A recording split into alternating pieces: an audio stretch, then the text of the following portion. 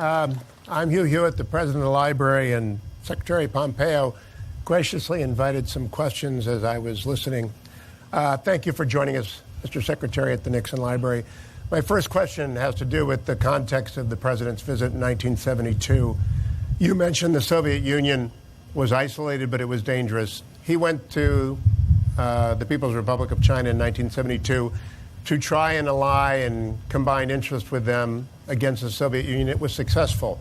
Does Russia present an opportunity now to the United States to coax them into the battle, to be relentlessly candid about the Chinese Communist Party? So I do think there's that opportunity. That opportunity is born of the relationship, the natural relationship between Russia and China. And we can do something as well. There are places where we need to work with Russia. Today, or tomorrow, I guess it is, our teams will be on the ground with the Russians working on a strategic dialogue to hopefully create the next generation of arms control agreements like Reagan did. It's in our interest. It's in Russia's interest. We've asked the Chinese to participate. They've declined to date. We hope they'll change their mind. It's these kind of things, these proliferation issues, these big strategic challenges that if we work alongside Russia, I'm convinced we can make the world safer. And so I think there is a place for us to work with the Russians to achieve a more likely outcome of peace, not only for the United States, but for the world. President Nixon also put quite a lot of story in personal relationships over many years with individuals. That can lead wrong. President Bush famously misjudged Vladimir Putin and said so afterwards. You have met President Xi often. Is the General Secretary of the Chinese Communist Party someone with whom we can deal on a transparent and reliable basis, in your opinion, based on your personal diplomacy with him? So the meetings that I've had and the meeting that the president we've had, they've been good, frank conversations. He is the most powerful leader of China since Mao. He has also, in many ways, deinstitutionalized the Chinese Communist Party, thus giving him even more capacity and more power. But I think the way to think about it is how I spoke about this today. It's about actions. And so how one evaluates one's counterparts sitting across the table from them is important to think about how you can find common understandings and make progress. But in the end, it's not about what someone says or the agreement that they sign, but are they prepared to lead, to do the things that they committed to? Are they prepared to fulfill their promises? And we've watched this China walk away for their promises to the world on Hong Kong. We walked their General Secretary Xi promised President Obama in the Rose Garden in 2015 that he wouldn't militarize the South China Sea. Google the South China Sea and arms. You'll see another promise broken. So in the end, from my perspective, it's much more important to watch how leaders behave and how they lead than what it is you think when you have a chance to talk to them on the phone or meet them in person. Mr. Secretary, you said this is not containment. I heard that very clearly. I have read the three previous speeches by Ambassador O'Brien, Director Wray, Attorney General Barr, and now listen to you very closely. It isn't containment, but it is a fairly comprehensive, multidimensional, relentlessly objective candor. Is that dangerous in a world that's not used to speaking clearly about delicate subjects?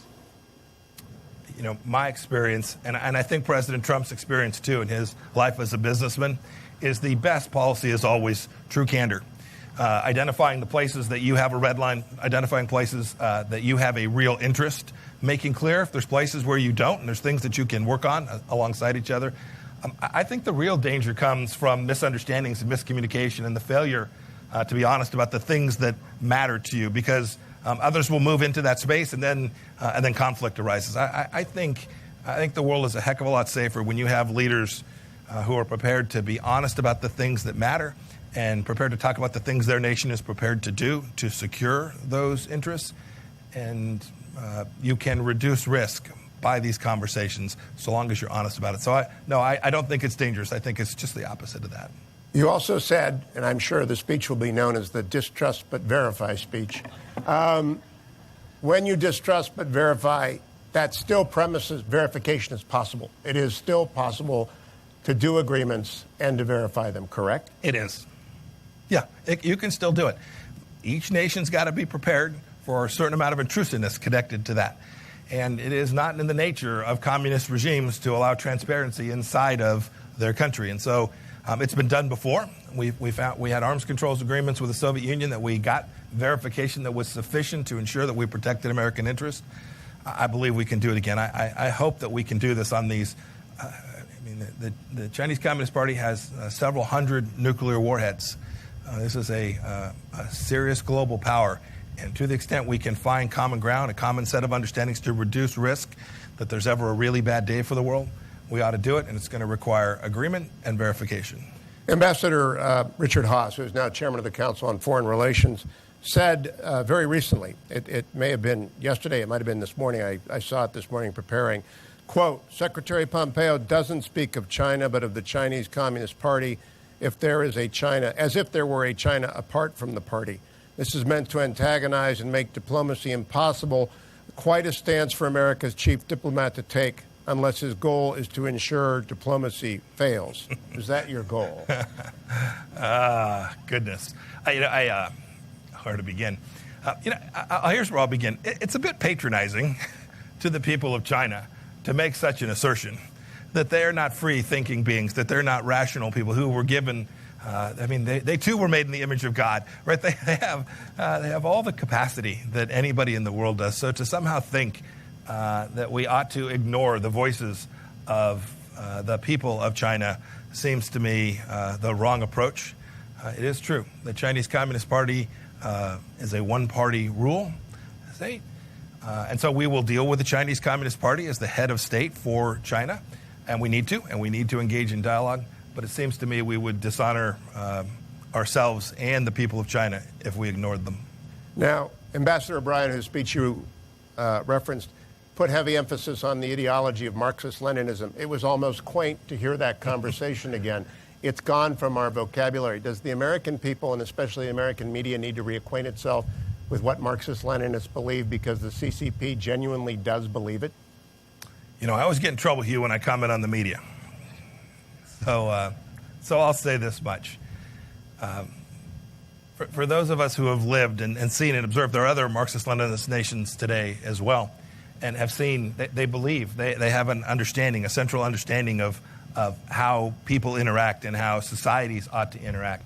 And it is certainly the case today that the leadership in China believes that. We should acknowledge that, and we should make sure that we don't for a moment think that they don't believe it. That's what Ambassador O'Brien's speech was about. It was the fact it was acknowledged that they believe it and recognizing that we have to respond in a way that reflects our understanding of the way they view the world. Let's not talk about the American media. I want to talk about the Chinese media for a moment. They are aggressive, to say the least. And right now they are aggressively defending, for example, TikTok. A small question within a large question. Is TikTok capable of being weaponized? Is that an example of what's going on? And generally, Chinese media has become far more aggressive than I've seen in 30 years since I was at the library the first time of watching it. Is that something you've noticed as well? Yes, they're very aggressive. Two pieces to this. One you hit upon. One is I'll describe as their technology media. Without singling out any particular business, our view of these companies is we're neither for or against the company. We're about making sure that we protect the information that belongs to each of you, your health records, your face, if it's a facial recognition software, your address, all the things that you carry that you want to make sure the Chinese Communist Party doesn't have. We have a responsibility to make sure that the systems that you're using don't give them access to that. And so whether it's the efforts we made against Huawei or the work that we're doing on other software firms, the American task is to protect the American people and their information. The second piece of this has to do with their what I'll call the state-sponsored media of China and their disinformation. You should know, and this is where I am concerned about the American media too. These are state-sponsored media organizations that take their messaging from the Chinese Communist Party each day. When American institutions pick up those storylines and carry them forward, they are in fact propagating Chinese propaganda, and we all ought to be wise to that. There was an editorial in the New York Times yesterday by someone who had a clear view that was antithetical to the American way of life. The New York Times ran it straight up without comment, forwarding, although albeit in the opinion section, but propagating Chinese propaganda. That is certainly not instructive when they're telling senators from Arkansas they can't simply talk about American freedom in that same